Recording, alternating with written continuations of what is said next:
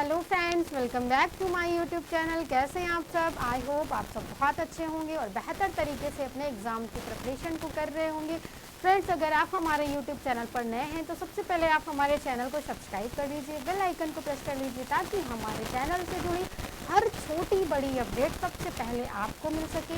हम लेकर आते हैं यूज़फुल वीडियोस खास आपके लिए। अगर आप गृह विज्ञान विषय से किसी भी सब एग्ज़ाम की तैयारी कर रहे हैं तो आपके लिए हमारा चैनल बहुत ही ज़्यादा बेनिफिशियल है, क्योंकि हमारे चैनल पर फ्री ऑफ कॉस्ट तैयारी कराई जाती है।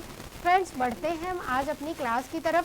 हम लोगों ने प्रसार कार्यकर्ता की भूमिका पढ़ी थी। तो प्रसार जो कार्यकर्ता था उसकी भूमिका में हमने क्या पढ़ रखा था? तो प्रशासक के रूप में, विषय विशेषज्ञ के रूप में, शिक्षक के रूप में, इन सब में समाज सुधारक के रूप में। तो आज हम लोग जो पढ़ेंगे ये प्रसार कार्यकर्ता की भूमिका किसके रूप में? शिक्षक के रूप में डिटेल में पढ़ेंगे आज हम लोग। प्रसार कार्यकर्ता, प्रसार कार्यकर्ता की भूमिका अब किसके रूप में पढ़ेंगे हम लोग? तो आज पढ़ेंगे शिक्षक के रूप में। शिक्षक के रूप में, यानी कि जो हमारा एक्सटेंशन वर्कर होगा, प्रसार कार्यकर्ता होगा, वो किसके रूप में काम कर रहा होगा? तो वो शिक्षक के रूप में काम कर रहा होगा, यानी कि लोगों को क्या दे रहा होगा? शिक्षा दे रहा होगा। शिक्षा देने का काम वो कर रहा होगा। तो सबसे पहले अगर हम लोग शिक्षक के रूप में उसकी भूमिका को देखें तो उससे पहले हमें एक शिक्षक के गुणों का क्या होना चाहिए? अंदाज़ा होना चाहिए। उसके गुणों को हम लोगों को जान लेना चाहिए कि एक शिक्षक में कौन कौन सी क्वालिटी होनी चाहिए, और वही क्वालिटी जब एक्सटेंशन वर्कर में होंगी तो ही वो शिक्षक के रूप में क्या होगा? अच्छा कार्य कर पाएगा। तो सबसे पहले हम लोग देख लेंगे कि एक शिक्षक की जो शिक्षक की विशेषताएं होती हैं कि अच्छे शिक्षक में क्या क्या विशेषताएं होनी चाहिए। तो सबसे पहले हम देखेंगे कि अच्छे शिक्षक की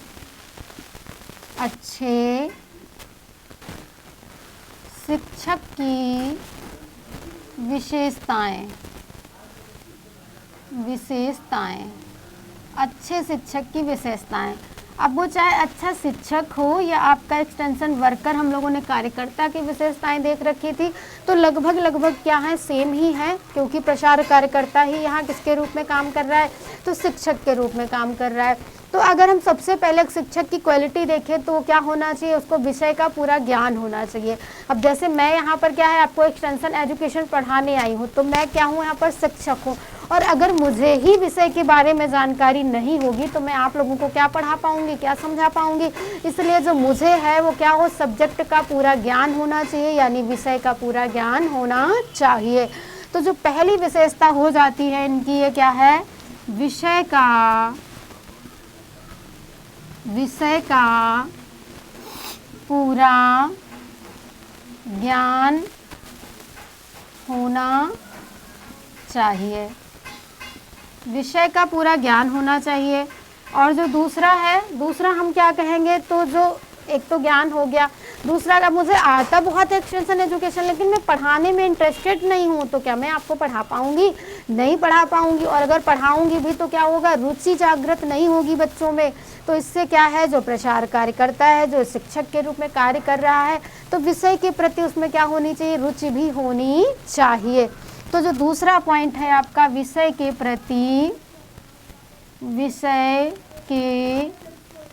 प्रति रुचि होनी चाहिए। और क्या है? अगर हम लोग और की बात करें तो जो और है उसमें क्या होना चाहिए? उसका जो व्यक्तित्व है वो आकर्षक व्यक्तित्व वाला होना चाहिए, ताकि जो बच्चे हैं क्या करें? उससे पढ़ना पसंद करें। तो कैसा होना चाहिए? आकर्षक व्यक्तित्व वाला होना चाहिए। आकर्षक व्यक्तित्व होना चाहिए। नेक्स्ट की अगर हम बात करें तो एक अच्छा शिक्षक वही होता है जो बच्चों में क्या करता है? रुचि जागृत करता है। बच्चों में क्या करता है? रुचि जागृत करता है। कोई भी बच्चा है कुछ पढ़ने में इंटरेस्टेड नहीं होता है, शिक्षक उसको इस तरीके से उसको पढ़ाता है कि जिसकी रुचि नहीं थी वो भी क्या हो जाता है? उसमें रुचि लेने लगता है, रुचि रखने लगता है। और जब रुचि लेगा वो तो क्या करेगा? तभी तो वो सीखेगा। तो एक शिक्षक कैसा होना चाहिए? तो विद्यार्थियों में रुचि जागृत करने वाला होना चाहिए। विद्यार्थियों में विद्यार्थियों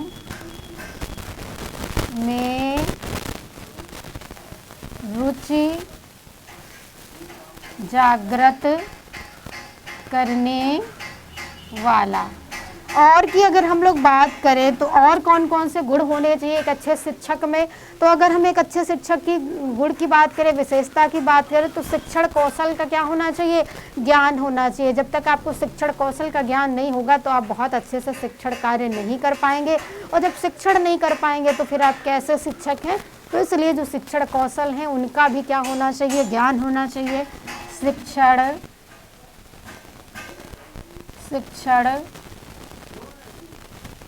कौशल का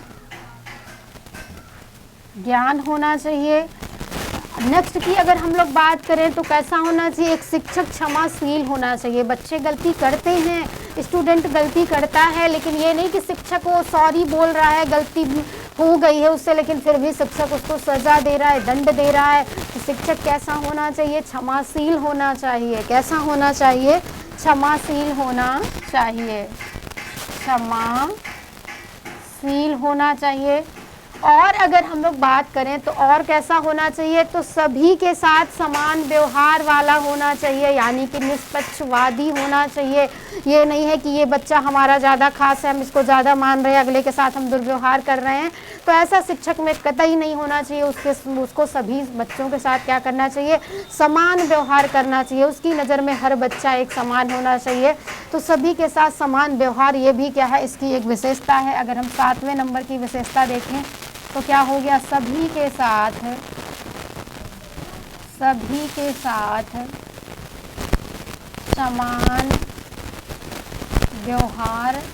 इसको अगर हम लोग एक वर्ड में देखें तो निष्पक्षवादी बोल सकते हैं, क्योंकि उसमें कोई मतलब पक्षपाती नहीं होना चाहिए, वो पक्षपाती ना हो, निष्पक्षवादी हो। कोई ये नहीं है कि ये हमारा ज़्यादा खास है और ये हमारा कम खास है, ऐसा एक शिक्षक में नहीं होना चाहिए।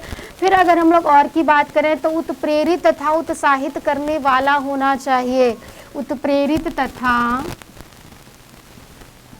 उत्साहित करने वाला। और क्या है, तो भेदभाव रहित होना चाहिए, भेदभाव रहित होना चाहिए।